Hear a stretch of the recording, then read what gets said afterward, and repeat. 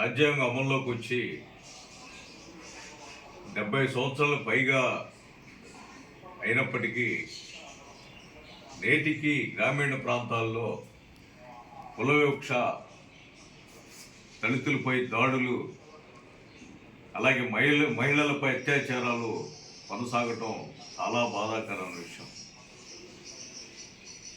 3 రోజుల క్రితం తమిళనాడులో హృదయ విదారకమైన సంఘటన. ఒక దళిత యువకుడిని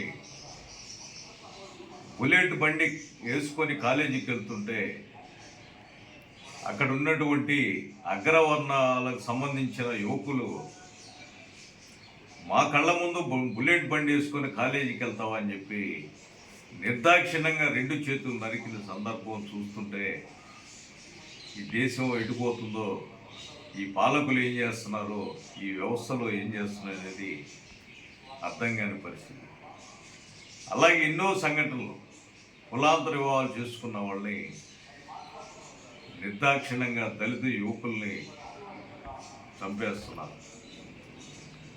10 రోజుల క్రితం సూర్యాపేటలో ఒక దళిత యువకుడు ఒక బీసీ అమ్మాయిని కులాంతర వివాహం చేసుకుంటే అమ్మాయి పేరెంట్స్, తల్లిదండ్రులు నిర్దాక్షిణ్యంగా ఆ యువకుడు చంపేశారు.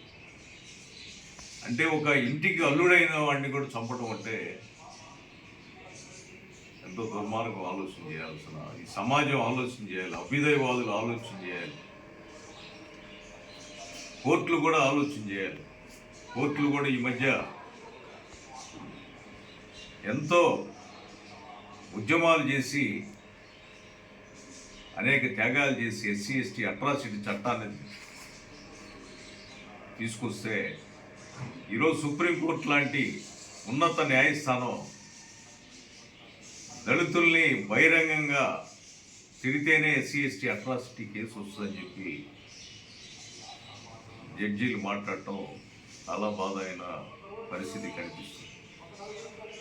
అలాగే ఈ రాజ్యం సంక్షేమ రాజ్యం, మనం అలా రాసుకున్నాం రాజ్యాంగం. ఈ సంక్షేమ రాజ్యంలో నేటికి ఎస్సీ ఎస్టీ బీసీ మైనార్టీలు అనేక మంది కొన్ని ప్రాంతాల్లో సంచార జీవనం సాగిస్తున్నారు.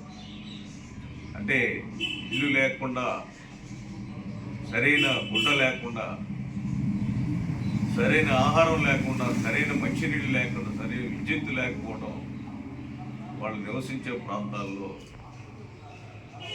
లేని పరిస్థితి ఈనాటికి కూడా కొనసాగుతుంది. దాని ద్వారా ఈ పాలకులు ఎన్నికల్లో హామీలు, ఉచిత పథకాలు కొన్ని ఇస్తామని చెప్పి హామీలు ఇస్తుంటే, ఉచిత పథకాలు ఇవ్వకపోగా దొంగ మాటలు చెప్పి, అబద్ధం మాటలు చెప్పి కాలం గడుపుతూ ఉన్నారు. అది ఈరోజు సుప్రీంకోర్టు లాంటి ఉన్నత న్యాయస్థానం ఉచిత పథకాలు ఇవ్వటం వల్ల సోమరిపోతులు అవుతున్నారు. ఎవరు సోమరిపోతులు అంటున్నారో కోర్టులు ఎలా పరిశీలించినాయో అర్థం కావాలి. 80% ఉన్నటువంటి ఎస్సీ ఎస్టీ బీసీ మైనార్టీ ప్రజలు రోజు రోజుకి ఇంకా పేదరికాన్ని అనుభవిస్తున్నారు. అంటే ఇవి పాలకులకు తెలుసు. పాలకులకు తెలిసినా కూడా వీళ్ళు నోరు తెరిచి మాట్లాడకుండా, వాళ్ళకి ఏదైనా అవసరమైనప్పుడు ఇదిలిచ్చినట్టు ఇదిలిస్తున్నారు తప్పితే ఎలాంటి శాశ్వతమైన పరిష్కారం చేయట్లేదు. ఈ కేంద్ర ప్రభుత్వం అయినా రాష్ట్ర ప్రభుత్వం అయినా అగ్రవర్ణ పెత్తందారి భావజాలంతోనే పాలన చేస్తున్నారు. కాబట్టే ఇంకా నిరుపేదలు అయ్యే పరిస్థితి కనిపిస్తూ ఉంది.